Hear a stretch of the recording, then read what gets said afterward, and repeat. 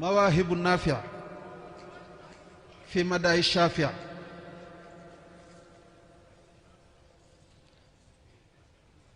moom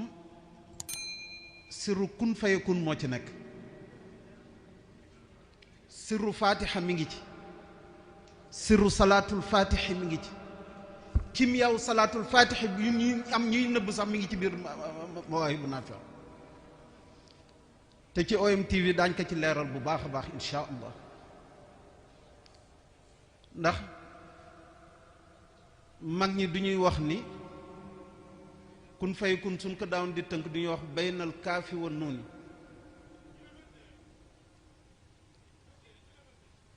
diggante keef géeg nuun gi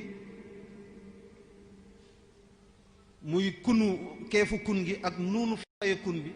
fayakun rek moo ci des ndax fayu ak nuunu kun bi mu doon fayu kun soo ko àddadee daf lay jox 166 te soo bindee laa ilaha illa allahu 166 la lay jox kon mag ñi daan ne xaqiqa kun fayakun mooy laa ilaha illa allahu te soo waññee bayitu mawaahibu 166 bayit la lay jox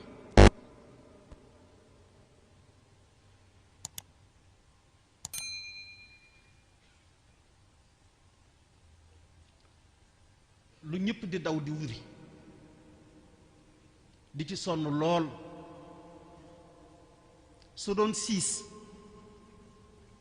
ca la maam Cheikh Ibrahima Fall toog bukki ni koy waxee bukki wiri wiri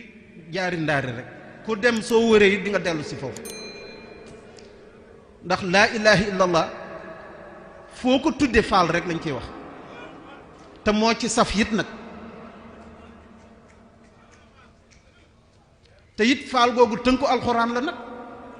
ndax faa gi faallu laam gi li ma yurit ndax loolee la suñ borom bi def lu ko sopp ci maam Cheikh Ibra moo tax mooy bu yéeme su ne sirru latif moo ciy dox ismul baatinu latif mooy mu'ti yaa mu'ti ñëw na ci ñeenti yoon ci mawaahibu sëñ Xaadim Mbàkke conférencier yal na yàlla yokk leeram wax na ma ni ci biir saalam man ak moom ak yàlla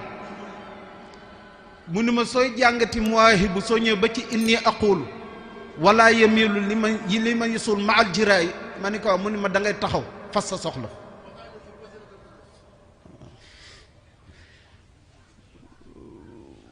mu ni da ngay taxaw fas sa soxla mu ni ma lu ci topp ma ni ko yaa zal jalaali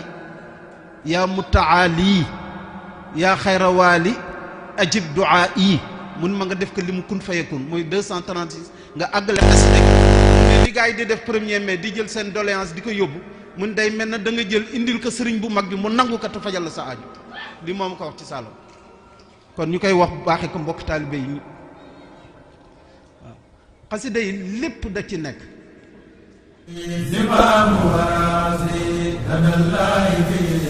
amul benn bëgg-bëgg wala benn yitte wala benn xemmanteef wala lenn genn jublu pour Sëñ Tuubaa